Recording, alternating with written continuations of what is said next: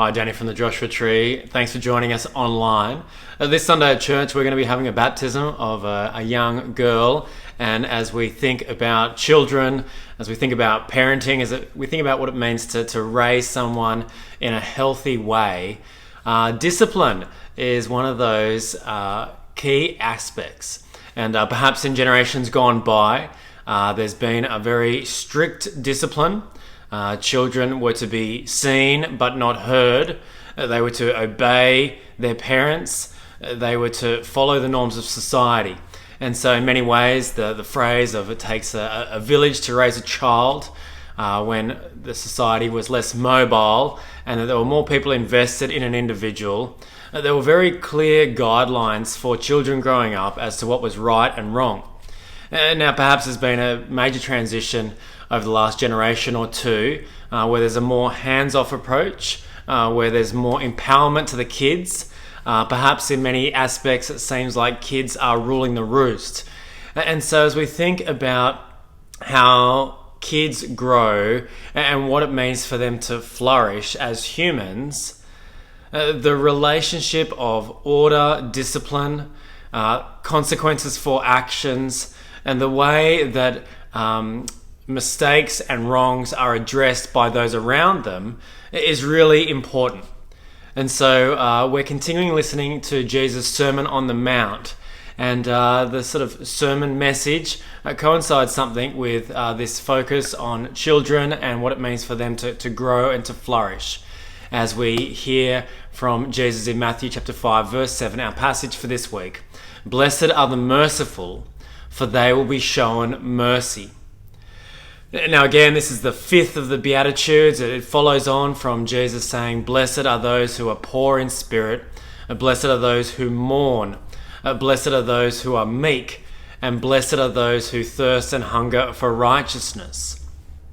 These statements aren't isolated, but they work together. And so there's a progression here from an individual disposition towards the way that we interact with other people. And so this is more about who you are rather than what you do. To be merciful surely encompasses merciful acts, but it's a greater and more constant disposition that you could be characterized by. Now, certainly as we're thinking about what it means to be merciful, we know what it means to be merciless, whether it's the sports coach, whether it's the business leader. It's all about tough love. It's all about getting results. It's all about justifying the means because the end is great. But what does it mean to be merciful? Well, again, as we've been doing with these Beatitudes, we're going to break it up into the three components. And firstly, just to reiterate again, that this idea of being blessed is God's picture of what it means for humans to flourish, what it means for humans to live as they were designed to. Jesus here is building on what's been captured in the Old Testament law, the Old Testament wisdom, the words from the prophets, God's word to his people about what he desires, what he has purposed as creator for his creation. Those who are in sync with what God has created for humans will flourish, Jesus says. They will be blessed. And so here, blessed are the merciful. So what does it mean to be merciful? Well, I think it's captured by a concern for others' need. It's about being sympathetic to someone's situation. It's about showing compassion for where they are at.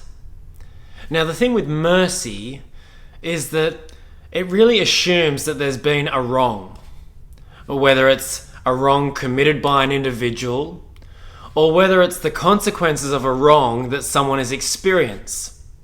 So whether it's the kid getting caught for stealing some money from their parents, or whether it's the kid being bullied at school, the wrong is either perpetrated by the individual or someone is the recipient of a wrong committed against them.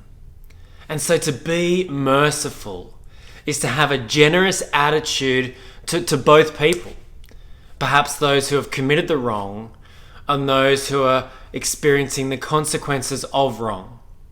To be merciful is to see a situation from another's perspective.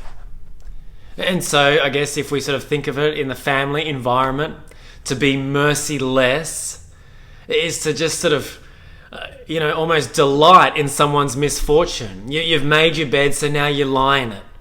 There's almost a satisfaction to see the child experience the pain. But being merciful isn't about overlooking wrong. It isn't about avoiding any kind of discipline. It's not even about letting the kids do whatever they think they want to do. But it's about being sympathetic to their situation. It's about being compassionate for the situation that they find themselves in. So when the child's painting moves from the paper to the wall, there's a certain sympathy about the creativeness and the joy that the child was exploring.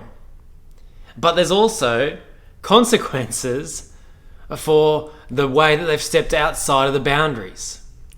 So it's not letting go of all distinction about what is good and appropriate, but it's actually being able to address that with a tenderness that perhaps in the situation the person was exploring something that is actually worthwhile.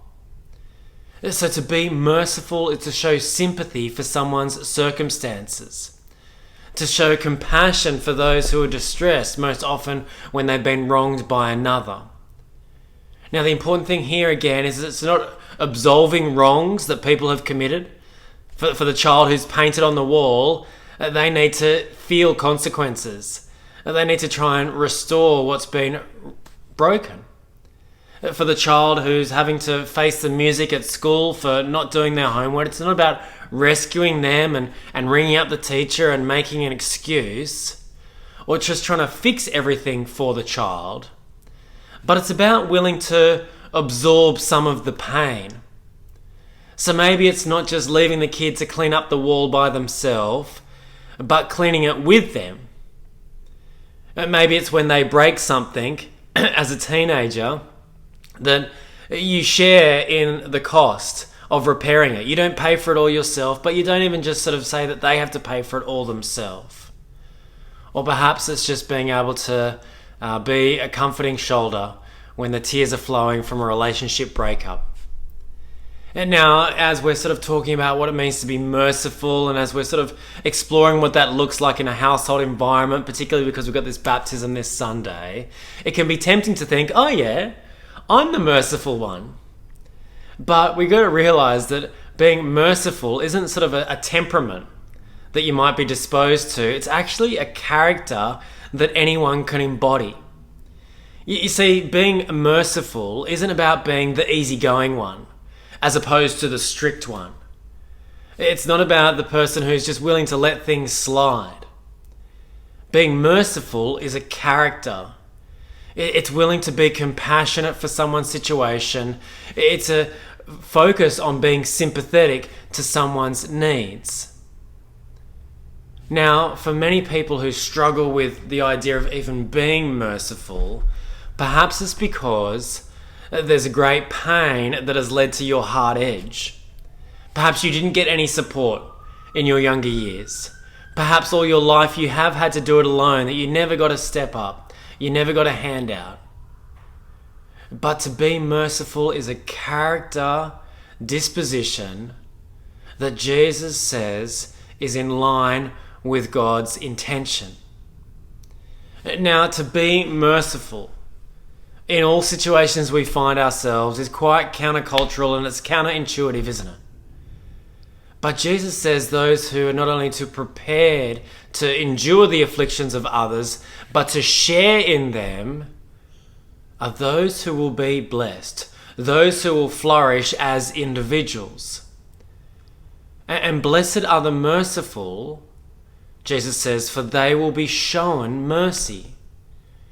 You see, to be merciful without yourself receiving mercy is almost impossible to maintain. To always be giving of yourself but never receiving means that eventually the tank is going to run dry. Having received mercy, knowing that you're loved is actually the very ground to then be merciful. But you might be scratching your head here and thinking, Danny, that's not what it says. It says, blessed are the merciful, for they will be shown mercy. It seems like the order's wrong. Now, it's a little bit like the Lord's Prayer, where it says, forgive us our debts, as we also have forgiven our debtors, as though we're sort of saying, God, follow my lead here. But we've got to realize that this verse isn't isolated. This verse comes within the wider Beatitudes. So the beginning of blessedness that Jesus talks about is being poor in spirit, realizing your deficit. Then it's about mourning for sin in your own life. It's about being meek and realizing that others are those whom you can be a blessing to. And it's about hungering and thirsting for what is right, what God says is right. And so flowing from that, mercy is a natural disposition. Because all these other characteristics, being poor in spirit, mourning over sin, just sort of assume an awareness that you need mercy, that you yourself are in need. And once you realize that you are in need of mercy, then the invitation from God that He has offered mercy is something that you're going to willingly receive.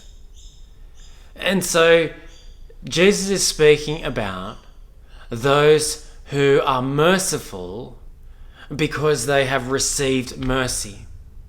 Now, this is one of these sort of now but not yet situations that the New Testament talks about. In Jesus, when we receive what He has offered, the mercy that He has given, then we respond by being merciful in our life, and finally, we will experience mercy in full when He returns. And so what Jesus is saying here is that those who truly understand what He's offering, mercy, those who are actually receiving it, will be characterized as demonstrating mercy themselves. The response to God's love is to live a life shaped by grace, to live a life that mirrors and embodies the way that He has loved us. And the hope is that what Jesus has offered in part will eventually be realized in full. Now, what Jesus is going to expose here in His wider sermon is a difference between what He's talking about and what the wider society of the Jewish people at the time were experiencing from the religious leaders, the Pharisees. They were legalists. And legalists are people who have no ongoing desire for mercy. They realize that they have obtained a level of righteousness where they are no longer in need.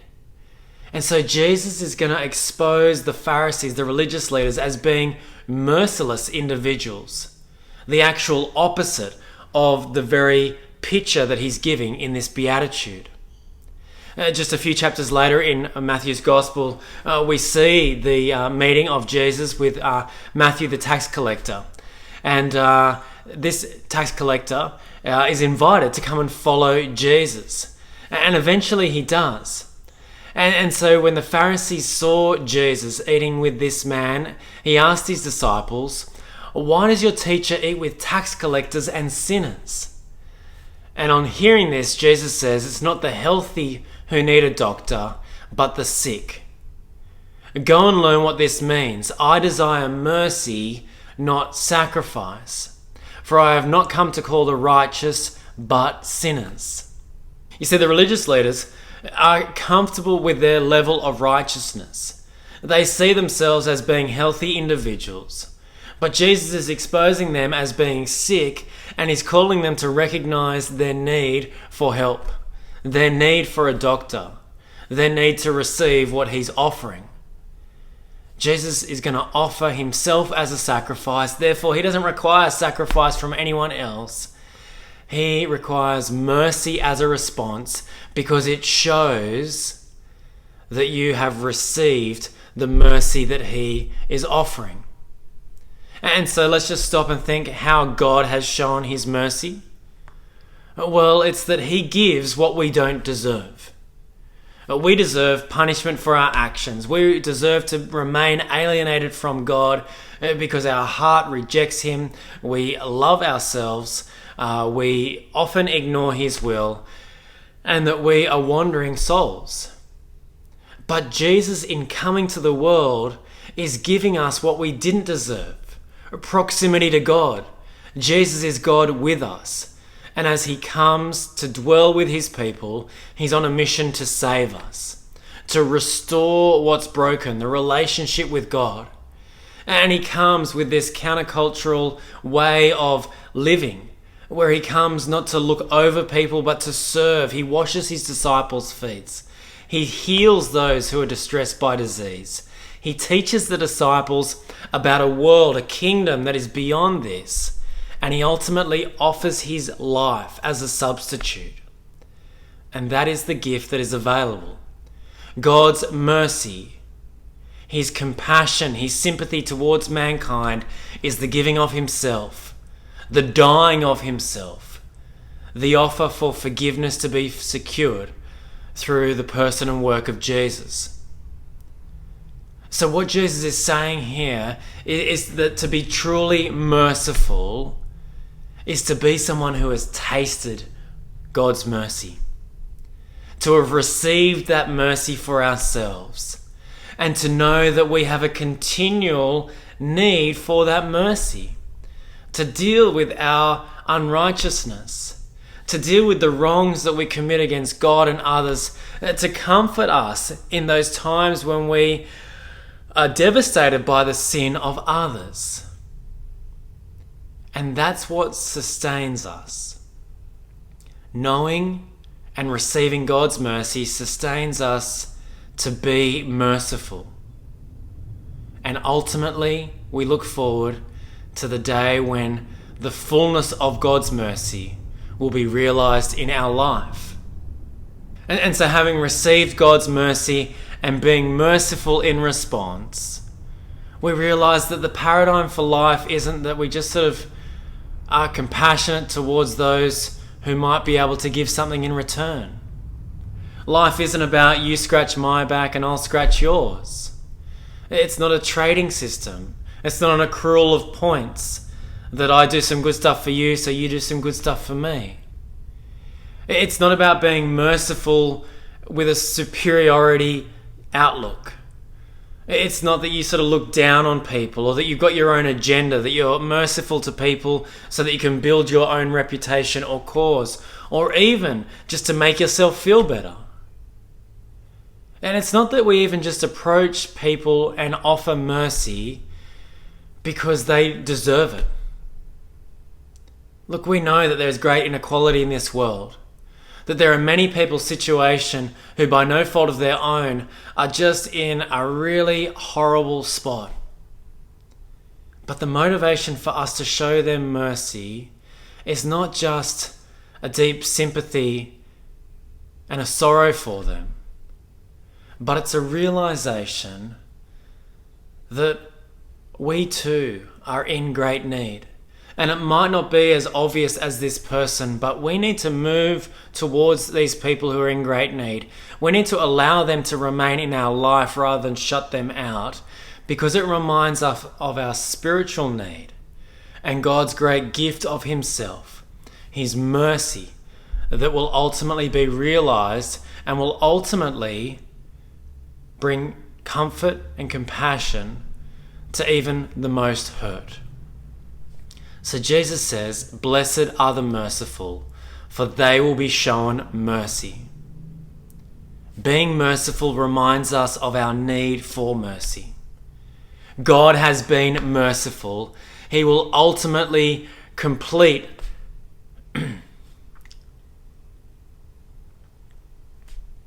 being merciful reminds us of our need for mercy. God has been merciful. In coming into this world, Jesus embodies God's mercy. And when Jesus returns, those who hold to him will be shown the fullness of His mercy. So friends, are you merciful? In what ways have you been demonstrating God's mercy this year to others? Really seeking to understand someone's situation, being sympathetic to their needs, showing compassion for where they're at. Where might be an opportunity that's presented this week for you to be merciful and remember God's mercy for you?